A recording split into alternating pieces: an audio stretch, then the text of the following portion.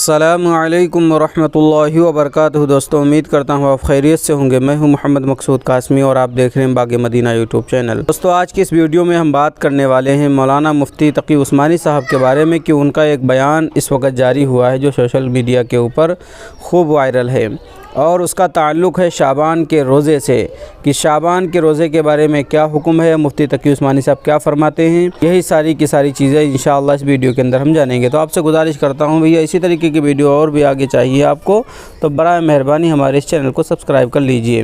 تو چلیے دوستوں، ویڈیو کو شروع کرتا ہوں۔ تو شعبان کا روزہ ایک مسئلہ شب برات کے بعد والے دن یعنی 15 شعبان کے روزے کا ہے۔ اس کو بھی سمجھ لینا چاہیے، وہ یہ کہ سارے ذخیرہ حدیث میں اس روزے کے بارے میں صرف ایک روایت میں ہے کہ شب برات کے بعد والے دن روزہ رکھو، لیکن یہ روایت ضعیف ہے، لہٰذا اس روایت کی وجہ سے خاص 15 شعبان کے روزے کو سنت یا مستحب قرار دینا بعض علماء کے نزدیک درست نہیں۔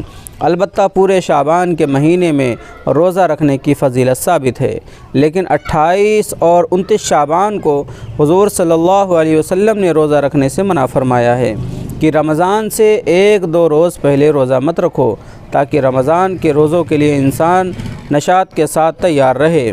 مفتی تقی عثمانی صاحب۔ نوٹ: اس روزے کو ایام 20 کی سنت سمجھ کر رکھنا چاہیے۔ بعض علماء 15ویں شعبان کا روزہ مستحب سمجھتے ہیں۔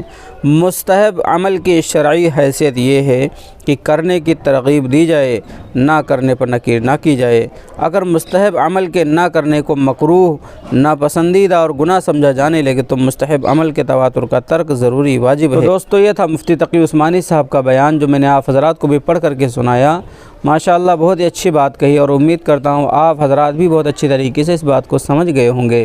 تو دوستو، آپ سے میں گزارش کروں گا اگر پہلی بار چینل پر آئیں تو برائے مہربانی سبسکرائب کر لیجئے، کیونکہ اسی طریقے کی ویڈیوز روزانہ ہمارے چینل کے اوپر آتی رہتی ہیں۔ تو چلیے دوستو، پھر ملتے ہیں انشاءاللہ جلدی کسی نئے ویڈیو میں کسی نئے ٹاپک کے ساتھ۔ السلام علیکم ورحمۃ اللہ وبرکاتہ۔